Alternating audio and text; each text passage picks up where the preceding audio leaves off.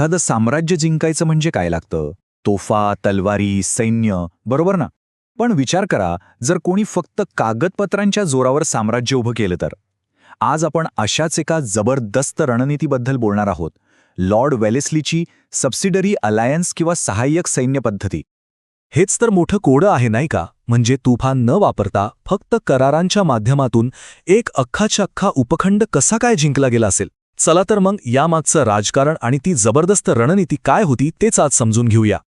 तर या सगळ्या मोठ्या खेळाच्या मागे एकच महत्वाकांक्षी माणूस होता, लॉर्ड वेल्सली.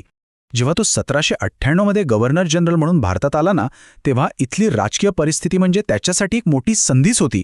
बघूया तरी तेव्हा नेमकं काय सुरू होतं. कल्पना करा, एकेकाळी ज्यांची सत्ता होती ते मराठे आणि म्हैसूरसारखी मोठी राज्य आता आपापसातील भांडणांमुळे कमजोर पडली होती.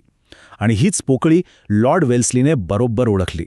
1798 मध्ये भारतात पाय ठेवताच त्याच्या डोक्यात एकच गोष्ट होती, या अस्थिरतेचा फायदा घ्यायचा आणि ब्रिटिश साम्राज्याचा विस्तार करायचा, तोही अगदी झपाट्याने. आता हे ध्येय पूर्ण करण्यासाठी वेलेस्लीने एक जबरदस्त योजना आखली. ही काही साधीसुधी योजना नव्हती, हा होता वर्चस्व मिळवण्यासाठी केलेला एक करार. चला बघूया तरी काय होता हा त्याचा मास्टर प्लॅन. वेलेस्लीने 3 मार्गांनी काम केलं. 1. जिथे जमलं तिथे सरळ युद्ध केलं. 2. जे प्रदेश जिंकले तिथे थेट आपलं राज्य सुरू केलं. पण त्याची खरी हुशारी, त्याचा हुकमी एक्का होता 3रा मार्ग. एक अशी पद्धत जी युद्धाशिवाय राज्य जिंकून देणार होती, आणि तीच होती सबसिडियरी अलायन्स म्हणजेच सहाय्यक सैन्य पद्धती. तर ही सहाय्यक सैन्य पद्धती म्हणजे नेमकं आहे तरी काय? सोप्या भाषेत सांगायचं तर हा ईस्ट इंडिया कंपनी आणि भारतीय राज्यांमध्ये झालेला एक लष्करी करार होता. वेल्सलीने 1798 मध्ये ही सिस्टम सुरू केली. कशासाठी?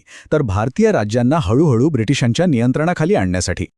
आता बघा, कोणत्याही डीलमध्ये सगळ्यात महत्त्वाचं काय असतं तर त्यातल्या अटी आणि शर्ती, बरोबर? चला तर मग ह्या कराराच्या फाईन प्रिंटमध्ये नेमकं काय लपलं होतं ते बघूया. ब्रिटिशांनी ऑफर काय दिली तर संरक्षणाची, पण त्या बदल्यात मागितलेली किंमत खूप मोठी होती. अट नंबर 1, राज्यात एक ब्रिटिश सैन्य ठेवावं लागेल. अट नंबर 2, नुसतं ठेवून चालणार नाही, तर त्या सैन्याचा सगळाच्या सगळा खर्च त्या राज्यानेच उचलायचा. तिसरी अट, दरबारात एका ब्रिटिश अधिकाऱ्याला म्हणजे रेसिडेंटला जागा द्यावी लागेल, जो राजाच्या प्रत्येक गोष्टीवर नजर ठेवणार. चौथी, ब्रिटिशांना विचारल्याशिवाय दुसऱ्या कुठल्याही युरोपियन माणसाला कामावर ठेवता येणार नाही. आणि शेवटची सगळ्यात मोठी अट, परराष्ट्र धोरण म्हणजे दुसऱ्या राज्यांशी संबंध कसे ठेवायचे हे पूर्णपणे ब्रिटिशांच्या हातात जाईल. आता इथे बघा, हे असंतुलन किती मोठं होतं ते स्पष्ट दिसतंय. एका बाजूला भारतीय राजांवर जबाबदाऱ्यांचा डोंगर होता, सैन्याचा खर्च उचला, आपलं स्वातंत्र्य गमावा, सगळं काही. आणि दुसऱ्या बाजूला कंपनीवर फक्त एकच जबाबदारी, ती म्हणजे बाहेरच्या हल्ल्यांपासून राज्याचं संरक्षण करायचं. म्हणजे किती एकतर्फी सौदा होता हा. पण ह्या तथाकथित संरक्षणाची खरी किंमत काय होती? म्हणजे जे परिणाम सुरुवातीला दिसत नव्हते ते पुढे जाऊन भारतीय राज्यांना कसे भोगले?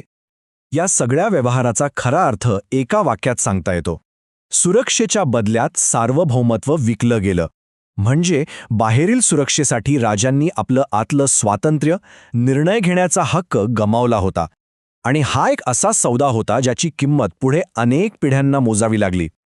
याचे परिणाम लगेच दिसले नाहीत, पण ते खूपच घातक होते. सैन्याचा खर्च एवढा वाढला की राज्यांच्या तिजोऱ्या रिकाम्या होऊ लागल्या. अंतर्गत कारभारात तर काही स्वातंत्र्यच उरलं नाही, कारण तो ब्रिटिश रेसिडेंट प्रत्येक गोष्टीत नाक खुसपसत होता. पण ब्रिटिशांसाठी सगळ्यात मोठा फायदा काय झाला माहितीये? त्यांना भारतीय राजांच्याच पैशावर संपूर्ण भारतात कुठेही आपलं सैन्य फिरवण्याची मोकळीक मिळाली. कमाल आहे ना? बरं, आता हे बघूया की ही योजना प्रत्यक्षात कशी राबवली गेली आणि तिचा प्रसार कसा झाला. सगळ्यात आधी या जाळ्यात कोण अडकलं असेल? तर या जाळ्यात अडकलेला पहिला मोठा शिकार होता हैदराबादचा निजाम. त्याने या करारावर सही केली आणि एका अशा पर्वाची सुरुवात झाली जे पुढे जाऊन संपूर्ण भारताचा नकाशाच बदलणार होतं. आणि मग काय, एकदा सुरुवात झाल्यावर जसे डॉमिनो पडतात ना, तसे एकामागोमाग एक राज्य या कराराच्या अधीन येऊ लागली. एक खराखुरा डॉमिनो इफेक्टच सुरू झाला होता. हैदराबादनंतर लगेच म्हैसूर, त्यानंतर अवध, तंजावूर, आर्काट आणि एकेकाळचे बलाढ्य मराठेसुद्धा यातून सुटले नाहीत. पुणे, बेरार, ग्वालियर, एक एक करून सगळी मोठी राज्य या करारात सामील झाली. ही यादी वाढतच गेली आणि पाहता पाहता ब्रिटिश सत्तेच्या साखळ्यांनी जवळजवळ संपूर्ण भारताला जखडून टाकलं. तर मग शेवटी एकच प्रश्न उरतो. लॉर्ड वेलेस्लीची ही सहाय्यक सैन्य पद्धती ही एक जबरदस्त डिप्लोमॅटिक खेळी होती की भारतीय राज्यांसाठी एक सोन्याचा पिंजरा? विचार करायला लावणारा प्रश्न आहे, नाही का?